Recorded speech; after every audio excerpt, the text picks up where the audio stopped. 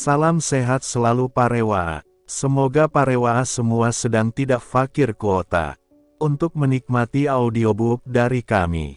Sebelum kita lanjut, silakan subscribe channel ini dan nyalakan loncengnya untuk mendapatkan notifikasi ketika video terbaru telah diupload.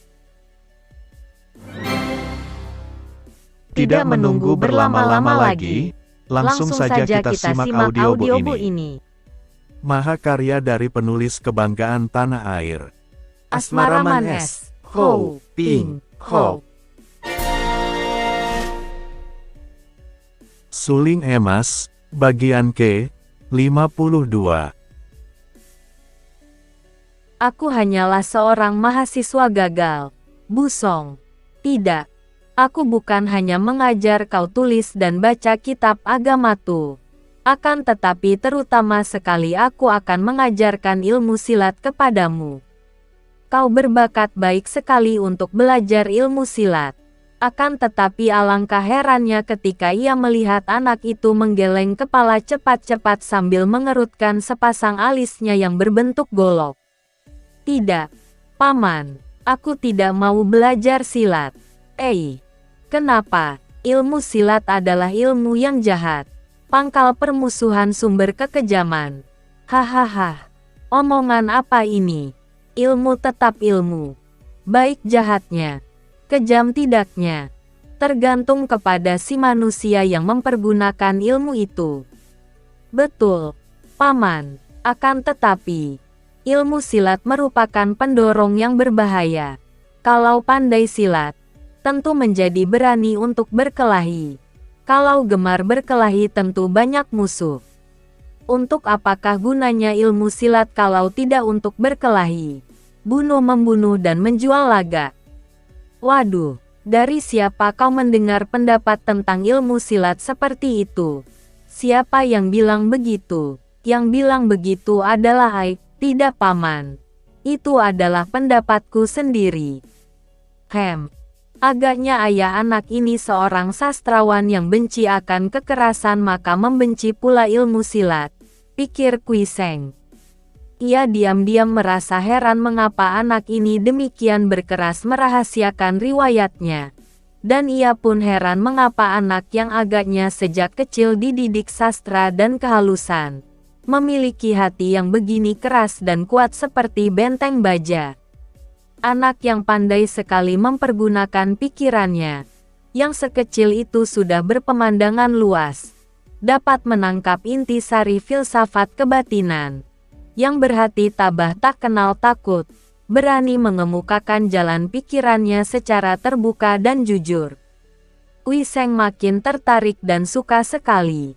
Baiklah, Bu Song, kau menjadi muridku dan aku tidak akan mengajarmu ilmu silat, melainkan ilmu sastra, ilmu kesehatan dan pengobatan. Mulai saat ini kau adalah muridku dan aku adalah suhumu. Kau harus ikut kemanapun aku pergi. Girang hati Bu Song. Ia memang merasa tertarik dan suka kepada jembel yang rambutnya awut-awutan itu. Apalagi setelah menyaksikan sepak terjang Kui Seng di depan rumah judi. Ia benar-benar merasa kagum dan maklum bahwa orang itu bukanlah orang sembarangan walaupun ia tidak setuju dengan sepak terjangnya. Maka ia lalu cepat menjatuhkan diri berlutut memberi hormat sebagaimana layaknya seorang mengangkat guru sambil menyebut, "Su." Kim Mo Taisu yang masih duduk di atas tanah sambil bersila, tiba-tiba menggunakan kedua telapak tangannya menggebrak tanah di depan Bu Song dan tubuh anak itu mencelat ke atas semeter lebih tingginya. Akan tetapi, hebat memang ketabahan hati Bu Song. Ia mencelat ke atas dalam keadaan masih berlutut dan biarpun hal itu merupakan hal tak tersangka-sangka dan amat mengejutkan, tidak sedikit pun seruan kaget atau takut keluar dari mulutnya yang bening dan tajam itu menatap ke arah wajah suhunya penuh pertanyaan. Kim Mo Taisu tertawa girang dan menyambar tubuh muridnya itu. Lalu dipeluknya. "Anak baik. Muridku yang baik." Bu Song terharu. Matanya terasa panas namun hatinya yang keras menentang untuk meruntuhkan air mata. Ia merasa betapa dari diri suhunya memancar kasih sayang yang amat ia butuhkan. Kasih sayang orang tua yang amat ia rindukan karena sejak kecil ia telah kehilangan perasaan ini. Maka dalam saat itu, di dalam hatinya timbul rasa kasih yang amat besar terhadap gurunya yang berpakaian jembel dan berambut riap-riapan ini. Bukan hanya rasa taat dan bakti seorang murid terhadap guru, melainkan juga rasa sayang seorang anak terhadap ayah. "Bu Song, kau tunggu sebentar di sini," tiba-tiba Kim Mo Taisu berkata dan tanpa menanti jawaban muridnya, tubuhnya melesat lenyap dari tempat itu. Bu Song bengong, kagum dan terheran-heran. Sewajarnya lah kalau pada saat itu timbul rasa inginnya belajar, terbang, seperti yang dilakukan suhunya. Akan tetapi hatinya yang keras menolak keinginan ini karena pesan ayahnya dahulu ketika ia masih kecil, masih lekat di lubuk hatinya. Ia tidak tahu kemana suhunya pergi, juga tidak dapat menduga kemana. Akan tetapi karena memang sejak semula maklum bahwa gurunya itu seorang manusia dengan kelakuan edan-edanan, ia hanya menghela napas lalu duduk di bawah pohon itu, menanti. Kewajiban seorang murid untuk menanti perintah gurunya dan andai kata gurunya itu sehari semalam tidak kembali, ia akan tetap menanti di tempat itu. Untung baginya, tak usah ia menanti sampai begitu lama. Belum sejam lamanya, Kim Mo Taisu sudah berkelebat datang, membawa pundi-pundi kuning. Datang-datang melempar pundi-pundi itu ke depan Bu Song sambil tertawa bergelak dan berkata, "Hahaha, kau benar, muridku. Setan-setan judi itu memang sukar disembuhkan dari penyakit gemar judi. Mereka itu telah ramai-ramai berjudi pula dan betul saja. Uang pembagian dariku mereka pergunakan sebagai modal." Benar menjemukan. Bu Song menahan geli hatinya. Setelah Kim Mo Taisu menjadi gurunya, tentu saja tak berani ia mentertawakannya. Apakah yang kemudian suhu lakukan terhadap mereka? Tanyanya.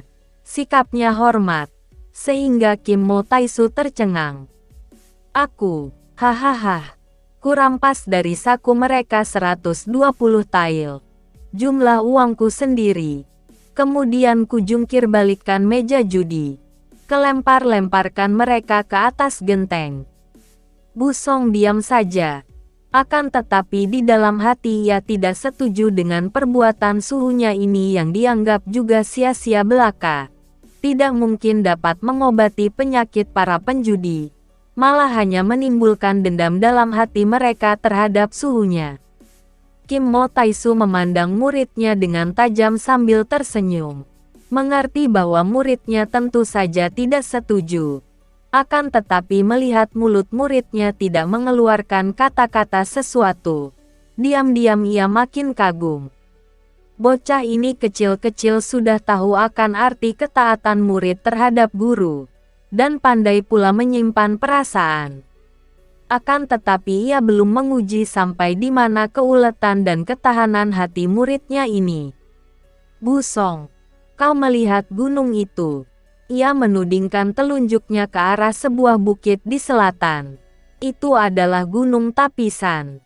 Aku ada urusan penting ke sana. Harus cepat-cepat berangkat. Kau bawalah pundi-pundi uang ini dan kau susuloh aku ke sana. Carilah jalan menuju puncaknya. Beranikah kau?" "Mengapa tidak berani, Suhu?" "Baik. Nah, sampai jumpa di pegunungan itu. Aku pergi sekarang." Setelah berkata demikian, Kim Mo Taisu menyerahkan pundi-pundi uang dan sekali berkelebat ia telah lenyap. Untuk kedua kalinya Bu Song kagum karena gerakan gurunya itu sama sekali tidak kelihatan. Tahu-tahu bergerak dan lenyap begitu saja. Seakan-akan suhunya pandai ilmu, menghilang. Ia memandang pundi-pundi itu kemudian mengikatkannya di punggung. Lalu mulailah anak ini melangkah menuju ke selatan. Bukit itu masih jauh. Hanya kelihatan menjulang tinggi. Puncaknya tertutup awan. Akan tetapi ia tidak merasa jerih. Ia percaya penuh bahwa suhunya pasti menanti di sana. Mengejar ilmu harus berani menderita sengsara. Ini adalah ucapan ayahnya. Apapun akan ia jalani untuk mentaati perintah suhunya. Hatinya lapang. Langkahnya ringan. Akan tetapi perutnya lapar sekali. Anak kecil ini memandang ke sekeliling. Hanya pohon-pohon belaka. Tidak ada dusun. Maka tersenyumlah ia. Kejanggalan yang menggelikan hatinya. Ia membawa banyak uang. Malah beberapa potong uang kecil sisa hasilnya bekerja masih terdapat di saku. Akan tetapi, di dalam hutan seperti ini, apa gunanya banyak uang? Di kota orang berlomba mencari uang. Akan tetapi di tempat seperti ini, uang segudang pun tiada gunanya. 2 hari sudah ia berjalan. Melalui hutan-hutan belaka. Tidak ada dusun. Tidak ada rumah orang di mana ia dapat mencari pengisi perut. Namun, perantauannya selama ini membuat Busong selain tahan lapar, juga mendapatkan pengalaman. Menambah akalnya untuk mengisi perut kosong. Buah-buahan. Telur-telur di sarang burung. Kalau perlu malah daun-daun muda dan beberapa macam ubi. Dapat ia pergunakan untuk mengusir lapar. Soal minum tidaklah sukar. Karena banyak terdapat sumber-sumber air atau sungai-sungai kecil. Hatinya lega karena akhirnya sampai juga ia ke kaki gunung Tapisan. Sementara itu, Kim Mo Taisu tentu saja sudah sampai di gunung Tapisan lebih dulu. Bagi pendekar sakti ini, perjalanan semalam sudah cukup karena ia mempergunakan ilmu berlari cepat. Pada keesokan harinya pagi-pagi ia sudah berloncatan dari batu ke batu, melompati jurang-jurang, mendaki lereng Tapisan sebelah utara. Akhirnya ia berhenti di depan sebuah bangunan besar terkurung tembok tinggi. Bentuknya seperti kuil kuno yang besar dan yang agaknya belum lama diperbaiki karena cat dan kapurnya masih baru. Pagar tembok bagian depan bersambung pada sebuah pintu cat merah. Pintu yang tebal dan kokoh kuat, namun tertutup. Sekeliling gedung itu sunyi senyap dan memang amat mengherankan bahwa di lereng yang sunyi jauh tempat tinggal manusia ini terdapat sebuah gedung demikian megahnya. Mirip sebuah istana musim panas di mana seorang raja atau pangeran tinggal melewatkan musim panas. Tak mungkin seorang pengemis tinggal di tempat seperti ini. Akan tetapi karena yang ia cari adalah raja pengemis. Siapa tahu kalau inilah istananya. Tanpa ragu-ragu lagi Kim Mo Taisu menghampiri pintu dan mengetoknya. Ketokannya keras dan suara ketokan bergema. Lalu sunyi. Ia menanti sebentar. Lalu mengetok lagi. Apakah gedung itu kosong? Tak mungkin kalau kosong pintu gerbangnya takkan tertutup. Dan ia tadi melihat 3 ekor burung dara terbang berputaran di atas gedung. Burung dara tentu dipelihara orang. Benar dugaannya. Tak lama kemudian terdengar suara orang disusul langkah kaki ke arah pintu, kemudian suara tapal pintu dibukakan orang. Daun pintu terbuka perlahan. Pertama-tama memperlihatkan sebuah pekarangan yang luas di depan gedung yang dilihat dari keadaan tuan depannya saja jelas membayangkan kemewahan gedung. Dari balik daun pintu yang terbuka muncul 2 orang pengemis tinggi besar yang berwajah bengis. Kim Mo Taisu melangkah masuk dan sekarang tampaklah olehnya serombongan orang berpakaian pengemis berdiri berbaris di kanan kiri pekarangan itu, setiap baris 9 orang. Sedangkan dari dalam gedung itu keluar 3 orang pengemis tua. Pakaian 3 orang tua ini pun tambal-tambalan. Malah tidak begitu bersih seperti barisan di pekarangan. Tampaknya 3 orang ini adalah pengemis-pengemis tulen. Akan tetapi sikap dan langkah mereka sama sekali bukanlah sikap pengemis. Begitu angkuh dan agung-agungan seperti sikap pembesar-pembesar tinggi. Kim Mo Taisu memandang penuh perhatian. Yang manakah di antara 3 orang ini yang memakai nama julukan Raja Pengemis? Akan tetapi menurut cerita yang ia dengar dari guru silat Liong, Raja Pengemis itu masih muda sedangkan 3 orang pengemis ini biarpun agaknya juga merupakan pimpinan pengemis, sudah berusia 50 lebih. Melihat betapa semua orang yang hadir di tempat ini berpakaian tambal-tambalan, Kim Mo Taisu menunduk untuk memandang pakaiannya sendiri. Kemudian ia tertawa bergelak-gelak. Memang lucu, tuan rumah dan anak buahnya semua berpakaian pengemis. Sedangkan dia sendiri pun pakaiannya butut dan penuh tambalan. Hahaha, dunia pengemis ini, tamunya dan yang punya rumah sama-sama berpakaian pengemis. Akan tetapi biar sama, jauh bedanya. Pakaianku memang butut dan tambal-tambalan. Asli pakaian pengemis. Namun aku bukan pengemis. Sebaliknya, pakaian kalian adalah buatan.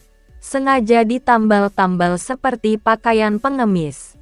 Akan tetapi kalian betul-betul pengemis. Hahaha. Bukankah ini lucu dan memperlihatkan kepalsuan manusia? Kini 3 orang pengemis tua itu sudah berada di depan Kim Mo Taisu. Mendengar perkataannya, 3 orang pengemis itu saling pandang. Kemudian seorang di antara mereka berkata, suaranya perlahan akan tetapi mengandung tenaga sehingga terdengar jelas. Apakah engkau ini orang gila yang mengacau di Xinyang dan hendak mencari Kaiong? Diam-diam Kim Mo Taisu terkejut. Bagaimana mereka ini bisa tahu akan peristiwa di Xinyang? Padahal ia telah melakukan perjalanan cepat sekali ke lereng gunung ini. Mungkinkah ada orang dari Xin yang mendahuluinya memberi kabar? Kalau memang ada tentu hebat bukan main ilmu lari cepat orang itu. Hampir sukar dipercaya. Tiba-tiba Kim Mo Taisu berdongak ke atas dan ia tertawa bergelak. Hahaha. Aku tidak bersayap. Mana bisa melawan kecepatan burung. Ia kini dapat menduga bahwa tentulah dari Xin yang orang mengirim surat dengan perantaraan burung dara itu ke tempat ini. Memang akulah yang mencari Kaiong. Suruh dia keluar. Aku mau bicara dengannya. Tidak mudah bertemu dengan Kaiong. Orang muda. Kau siapakah dan apa maksudmu mau bertemu dengan Kaiong? Aku bukan datang untuk memperkenalkan nama. Suruh saja rajamu keluar. Aku tidak ada urusan dengan kalian pengemis-pengemis palsu. Orang muda sombong. Kaiong sudah menugaskan kami menjaga di sini. Tanpa melalui kami bertiga pengemis tua bertongkat sakti. Mana bisa kau pergi menghadap Kaiong? Mendengar ini, Kim Mo Taisu memandang teliti. 3 orang kakek ini adalah orang-orang tua yang biasa saja. Bertubuh kurus seperti kurang makan. Pakaiannya tambal-tambalan. Memakai sepatu kulit. Akan tetapi tangan mereka memegang sebuah tongkat panjang seperti toya. Dapat dipergunakan sebagai tongkat maupun senjata. Melihat bentuk pentung ini ketiganya serupa. Teringatlah ia akan nama 3 tokoh besar pengemis. Yaitu Sin Tung Sam Lo Kai, 3 pengemis tua bertongkat sakti. Akan tetapi sepanjang pendengarannya, Sin Tung Sam Lo Kai adalah tokoh-tokoh pengemis yang amat terkenal di selatan. Terkenal sebagai orang-orang pandai yang tidak termasuk golongan jahat. Bahkan memimpin kaipang-kaipang perkumpulan pengemis di selatan. Bagaimana sekarang 3 orang tokoh ini hanya menjadi penjaga pintu di sini? Bukankah Samwi Tuan bertiga ini Sin Tung Sam Lo Kai? 3 orang kakek itu saling pandang. Agaknya merasa heran. Orang muda, kata kakek pertama yang paling tua. Jadi kau sudah mengenal kami. Kalau begitu, lebih baik kau memperkenalkan diri dan katakan terus terang saja apa maksudmu mencari Kaiong. Samwi Lokai adalah orang-orang ternama di selatan. Bagaimana sekarang hanya menjadi penjaga pintu di sini? Siapakah dia yang memiliki gedung ini? Bukan urusanmu. Lebih baik kau lekas mengaku. Atau pergi saja dari sini. Jangan mengganggu kami. Jawab pengemis itu cepat-cepat. Akan tetapi Kim Mo Taisu seorang cerdik. Ia dapat menduga bahwa 3 orang itu tentu merasa tidak senang sekali dengan pekerjaan mereka, akan tetapi agaknya terpaksa. Entah oleh apa dan mengapa. Hahaha, kau boleh takut pada raja pengemis itu. Akan tetapi aku tidak. Biar dia seorang siluman sekalipun, aku harus mencari dia. Setelah berkata demikian, Kim Mo Taisu melangkah maju dan berkata keras, "Harap kalian bertiga minggir." Namun 3 orang kakek itu sudah memalangkan tongkat mereka yang panjang, siap menerjang. Kim Mo Taisu tertawa bergelak, seakan-akan tidak melihat ancaman tongkat terkenal itu. Terus melangkah maju hendak memasuki pintu depan rumah gedung. "Apakah kau mencari mampus?" bentak 3 orang kakek pengemis itu, dan terdengar suara angin menyambar keras ketika mereka menggerakkan tongkat menyerang. Dari angin serangan ini saja Kim Mo Taisu dapat menaksir bahwa kepandaian 3 orang kakek pengemis ini tidak kalah oleh Koai Tung Tiang Lo yang pernah ia lawan di dalam rumah judi di Xinyang. Maka dapat dibayangkan hebatnya 3 batang tongkat yang menusuk dari kanan kiri dan sebatang lagi diputar menghadang di depan. 2 batang tongkat berubah menjadi sinar kehitaman menyambar dari kanan kiri mengancam lambung. Kim Mo Taisu mengembangkan kedua lengannya. Kemudian tangannya bergerak secepat kilat menangkap ujung kedua tongkat. Mengerahkan Elwi Kang menarik ujung tongkat ke bawah sambil berseru keras. 2 orang pengemis tua itu tak dapat melawan tarikan tenaga yang dahsyat ini. Betapapun mereka mempertahankan kehendak merampas kembali tongkat yang terpegang lawan, sia-sia belaka, dan tahu-tahu tongkat mereka telah amblas ke dalam tanah sampai setengahnya lebih. Kakek ketiga yang menyerang dari depan marah sekali. Ujung tongkatnya yang tadinya terputar-putar itu kini meluncur ke depan bagaikan seekor ular hitam. Menerjang maju dengan tusukan yang berlenggang-lenggok dan sekaligus telah menotok ke arah 7 jalan darah berturut-turut. Kim Mo Taisu maklum akan kelihayan jurus serangan ini. Maka ia cepat menggunakan Jin Kangnya untuk berturut-turut pula mengelak ke kanan kiri. Kemudian lengan bajunya bergerak memutar, melibat ujung tongkat dan lepas. Teriaknya sambil mengerahkan Sin Kang. Sekali ia membetot dengan kuat. Tongkat itu tak dapat dipertahankan lagi oleh pemiliknya. Terlepas dan meluncur bagaikan anak panah. Dan kemudian menancap pada dinding pagar. Gagangnya bergetar keras mengeluarkan bunyi. 3 orang kakek itu adalah Sin Tung Sam Lokai. Dari julukannya saja sudah menyatakan bahwa mereka itu ahli-ahli tongkat yang lihai. Tentu saja mereka kaget setengah mati melihat kenyataan yang sukar dipercaya betapa dalam segebrakan saja lawan muda yang seperti orang gila ini mampu merampas tongkat mereka. Mereka menjadi penasaran sekali. Dan selain penasaran, juga mereka tidak berani membiarkan orang ini masuk ke dalam gedung begitu saja karena hal ini akan membuat mereka kesalahan dan akan mendapat marah dari Kai Ong. "Tahan dia," seru kakek tertua memberi perintah kepada barisan pengemis ketika ia melihat Kim Mo Taisu berlenggang seenaknya hendak memasuki gedung. Ia sendiri lari untuk mencabut tongkatnya dari dinding. Sedangkan kedua orang temannya juga sudah mencabut tongkat masing-masing yang menancap di atas tanah. Barisan pengemis yang berdiri dari 18 orang itu bergerak maju cepat sekali dari kanan kiri. Dan terkurunglah Kim Mo Taisu. Pendekar aneh ini berdiri di tengah-tengah pekarangan depan. Bertolak pinggang dan tertawa bergelak melihat barisan pengemis itu lari berputaran di sekelilingnya. membentuk barisan aneh yang berubah-ubah. Kadang-kadang merupakan lingkaran bundar. Dalam sedetik berubah menjadi segitiga. Terus berubah-ubah dengan bertambah seginya dan setengah menjadi patkwat segi 8, lalu perlahan-lahan menjadi bulat lagi. Barisan ini teratur sekali dan melihat perubahan-perubahan yang rapi ini diam-diam Kim Mo Taisu merasa kagum. Orang muda, biarpun kau lihai, tak mungkin kau dapat lolos dari Kan Kau Kaitin, barisan pengemis pengejar anjing kami. Sebelum kami turun tangan membunuhmu, lebih baik kau lekas mengaku siapakah engkau dan apa perlumu mencari Kaiong. Kim Mo Taisu menarik napas panjang. Barisanmu baik sekali. Sam Lokai, biarlah aku mencoba untuk menjadi anjingnya biar dikejar-kejar barisanmu. Sambil tertawa bergelak Kim Mo Taisu lalu menerobos ke depan. Nekat hendak memasuki gedung.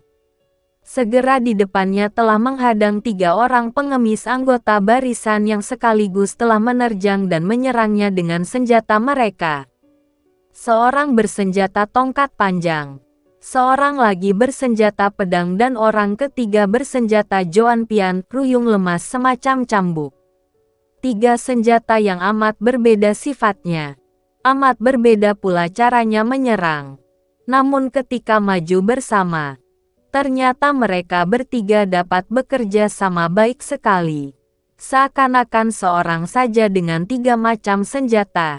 3 pasang kaki tangan menyerang Kim Mo Taisu. Pendekar ini berseru kagum.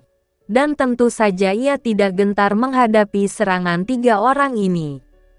Kedua tangannya digerakkan. Dengan ilmu Tagenkapnya Kim Nahoat ia hendak merampas senjata-senjata mereka.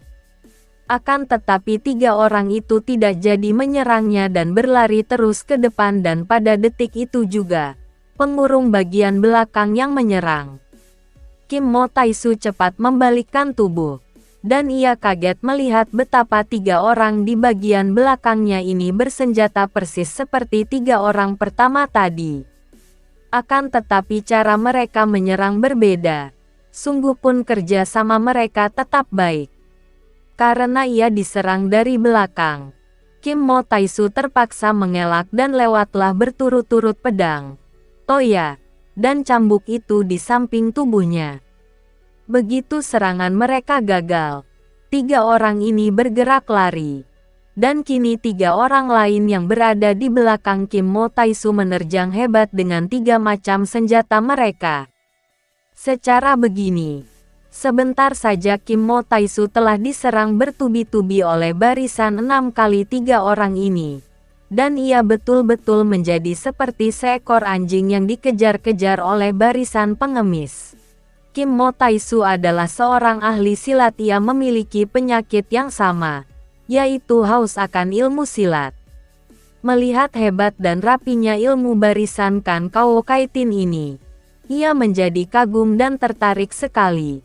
Tertarik untuk mempelajarinya tentu. Kalau ia mau, dengan kepandaiannya yang jauh lebih tinggi daripada para pengeroyoknya, tidaklah sukar baginya untuk merobohkan mereka ini. Akan tetapi ia justru ingin melihat bentuk permainan mereka dalam barisan itu. Maka ia sengaja membiarkan dirinya diserang terus-menerus. Ia hanya main berkelit saja karena tidak ingin merusak barisan mereka. Maka ia dapat memperhatikan betapa barisan ini bergerak dan berubah. Setelah ia menghadapi pengurungan ini selama 1/4 jam, tahulah ia bahwa ilmu barisan ini sesungguhnya juga berdasarkan garis-garis perubahan dalam Pat Kuatin, barisan segi 8, yang terkenal itu. Dia sendiri adalah ahli permainan Pat Kuakun ilmu silat segi 8, tentu saja ia tahu dan hafal akan seluk-beluk Pat Kua. Maka setelah menemui intisari barisan, ia menjadi jemu dan kecewa. Kiranya barisan biasa saja setelah terdapat rahasia sumbernya. Hahaha. Sintung Sam Lokai. Kiranya barisanmu ini adalah barisan pengemis kelaparan mengejar harimau. Bukan si harimau yang terpegang. melainkan pengemis-pengemis kelaparan ini yang menjadi mangsa harimau. Haha, sambil berkata demikian, Kim Mo Taisu mulai bekerja. Tangan kakinya bergerak cepat, tubuhnya berkelebat bagaikan bayangan kilat. Terdengar suara gaduh dan hiruk-pikuk ketika senjata-senjata terlempar dan tubuh-tubuh menyusul bertebangan ke atas genteng. Dalam tempo beberapa menit saja, 18 orang anggota barisan itu sudah berada di atas genteng semua, dilemparkan oleh Kim Mo Taisu. Tanpa mereka dapat mengerti bagaimana mereka itu kehilangan senjata, dan berada di atas genteng dengan kaki atau tangan salah urat. Ketika melihat betapa Kim Mo Taisu mengamuk seperti harimau ganas, mereka ini tidak berani lagi turun. Wajah Sintung Sam Lokai menjadi pucat. Barisan Kan Kao Kaitin sudah terkenal kehebatannya, mampu menghadapi seorang muda gila saja kocar-kacir. Mereka maklum bahwa orang muda gila ini memasuki gedung. Tentu mereka mendapatkan hukuman berat dari Kai Ong. Maka dengan muka beringas mereka bertekad untuk mempertahankan penjagaan mereka. Dengan senjata tongkat di tangan mereka berdiri menghadang di depan pintu. Orang muda, kau lihai. Akan tetapi jangan harap dapat masuk mengganggu Kai Ong kalau tidak melalui mayat kami bertiga. Sam Lokai. Raja pengemis itu orang macam apa sih? Aku Kim Mo Taisu datang ke sini bukan untuk main-main dengan segala macam pengemis tua. Mengapa kau tidak segera melaporkan kepadanya bahwa aku hendak bertemu? Terbelalak kaget 3 orang kakek pengemis itu ketika mendengar nama ini. Sengaja Kim Mo Taisu memperkenalkan namanya karena ia merasa segan untuk bermusuhan dengan pimpinan pengemis yang namanya di dunia Kang O terkenal baik itu. Dan memang akibatnya hebat. 3 orang pengemis itu tentu saja sudah mendengar nama besar Kim Mo Taisu yang orang di dunia Kang O sudah merangkaikannya dengan nama Kim Mo Eng, pendekar sastrawan yang pernah menggemparkan dunia Kang O dan yang sejak beberapa tahun tidak pernah muncul. Kemudian muncul seorang pengemis muda yang sikapnya edan-edanan dan berjuluk Kim Mo Taisu. Mereka mendengar bahwa Kim Mo Taisu amat sakti sekali dan juga merupakan pemberantas kejahatan, pembela kebenaran, dan keadilan. Setelah terbelalak dengan muka pucat, seorang di antara mereka yang tertua segera menjatuhkan diri berlutut di depan Kim Mo Taisu dan berkata, suaranya penuh permohonan. Kiranya Taisu yang datang. Kim Mo Taisu. Kami 3 orang saudara mohon pertolonganmu. Perkumpulan kami, juga perkumpulan di 4 penjuru, telah ditaklukkan oleh ketua baru Kong Sim Kai Pang, yaitu Kai Ong yang amat bengis dan sakti. Kalau kami membiarkan Taisu masuk berarti kami bertiga akan binasa. Karena itu, tolonglah Taisu membantu kami, membalaskan sakit hati kami, agar nama baik perkumpulan-perkumpulan Kai Pang di selatan dapat diangkat lagi dan... Tiba-tiba kakek pengemis ini terguling dan darah muncrat dari punggungnya yang tertembus sebatang sumpit gading yang meluncur dari dalam gedung. Tua Su Heng, 2 orang adik seperguruannya menubruk, dan mereka memandang kepada Kim Mo Taisu dengan mata penuh permohonan. Kim Mo Taisu cepat membalikkan tubuh memandang. Akan tetapi tidak ada seorang raja pengemis muncul melainkan seorang wanita cantik, masih muda berpakaian pelayan. Dengan gerak tubuh lemah lembut wanita itu berkata, suaranya nyaring dan merdu. Kai Ong yang memerintahkan tamu terhormat Kim Mo Taisu untuk datang menghadap. Wanita itu lalu membungkuk dengan hormat. Tangannya mempersilahkan. Mendongkol hati Kim Mo Taisu. Bukan mendongkol karena pembunuhan atas pengemis tua. Karena ia memang seorang aneh dan hal itu dianggapnya bukan urusannya. Ia mendongkol oleh sikap Kai Ong itu, yang seakan-akan benar-benar seorang raja yang memerintahkan tamunya datang menghadap. Akan tetapi bukan watak Kim Mo Taisu untuk mengobrol kemarahannya begitu saja. Ia tertawa bergelak, lalu mengikuti wanita cantik itu memasuki ruangan depan. Heran sekali ia melihat perabot ruangan itu amat mewah. Meja kursi halus dan dinding yang terkapur putih itu penuh hiasan tulisan dan gambar serba indah. Ketika ia mengikuti wanita itu memasuki ruangan dalam, keadaannya lebih mewah lagi.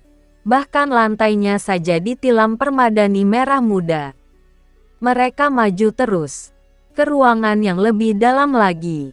Sebuah pintu kaca yang lebar tertutup tilam sutera hijau. Benar-benar seperti kamar di dalam istana raja. Pintu terbuka dan terdengarlah suara wanita-wanita yang merdu di antara tawa yang genit. Tercium bau asap dupa wangi. Harap Kim Mo Taisu suka membersihkan kaki lebih dulu. Wanita itu berkata, menunjuk ke arah babut tebal di depan pintu. Hahaha, tanah yang menempel di telapak kakiku bukankah jauh lebih bersih dan sehat daripada lantai dan permadani? Tidak biasa aku membersihkan kakiku. Kalau mau rajamu ingin kakiku bersih, biarlah ada yang membersihkannya. Wanita itu nampak kaget sekali akan keberanian tamu ini. Ia hanya memandang bingung dan samar-samar tampak oleh Kim Mo Taisu betapa di wajah yang cantik itu terbayang ketakutan dan kekhawatiran. Agaknya wanita ini terlalu banyak menderita tekanan batin, pikirnya. Kasihan. Tiba-tiba terdengar suara yang serak seperti orang berpenyakitan. Tamu agung harus dihormati. Kalian bertiga pergilah keluar. Cuci kaki tamu agung sampai bersih. Cepat, terdengar suara tertawa-tawa genit disusul suara pakaian berkeresekan tanda bahwa wanita-wanita berjalan keluar tergesa-gesa. Lalu muncul 3 orang wanita cantik-cantik dan muda. Pakaian mereka tidak seperti pakaian pelayan, melainkan pakaian puteri-puteri istana. Terbuat daripada sutera tipis dan halus beraneka warna. Sambil tertawa-tawa mereka keluar. Wajah yang cantik dan berbedak tebal itu berseri-seri. Akan tetapi ketika mereka keluar dan melihat bahwa tamu agung itu adalah seorang jembel yang pakaiannya penuh tambalan. Kakinya telanjang dan rambutnya riap-riapan. Mereka mengerutkan kening dan tersentak kaget. Berhenti dan saling pandang dengan ragu-ragu. Akan tetapi seorang di antara mereka yang berbaju hijau mengedipkan mata dan mereka cepat menghampiri Kim Mo Taisu. Menarik tangannya ke arah sebuah bangku sambil berkata, "Silahkan Hekoan, tamu, duduk di bangku ini. Biarkan kami bertiga membersihkan kaki yang kotor." Sejenak Kim Mo Taisu tercengang. Tak disangkanya bahwa ucapannya tadi mendapat sambutan dari Kai Ong yang aneh itu. Sukar baginya menggunakan kekerasan terhadap desakan 3 orang wanita ini. Dan bau yang harum sekali yang keluar dari pakaian mereka membuat kepalanya terasa pening. Tidak usah. Nona, tak usah. Biar ku bersihkan sendiri, katanya cepat-cepat sambil menjauhkan diri. Dan ia lalu menggosok-gosokkan kedua kakinya kepada babut tadi. Ngeri ia membayangkan kedua kakinya dipegang-pegang dan dicuci oleh 3 orang wanita muda cantik itu, yang demikian genit-genit. Tentu akan menimbulkan rasa seakan-akan kedua kakinya dikeroyok lintah yang menghisap darahnya. 3 orang wanita itu terkekeh-kekeh sambil menutupi mulutnya dengan sikap yang amat genit. Kemudian mereka mengantar Kim Mo Taisu memasuki ruangan indah sambil tertawa-tawa dan setengah berlari ke dalam di mana terdapat seorang laki-laki duduk menghadapi meja ditemani 3 orang wanita muda lain.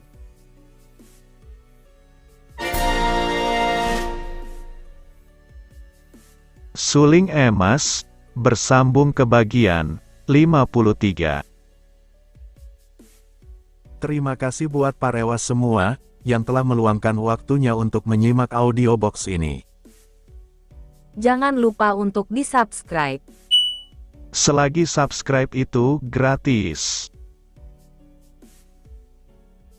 Wassalam. Dari aku, yang setia menunggu kehadiranmu kembali.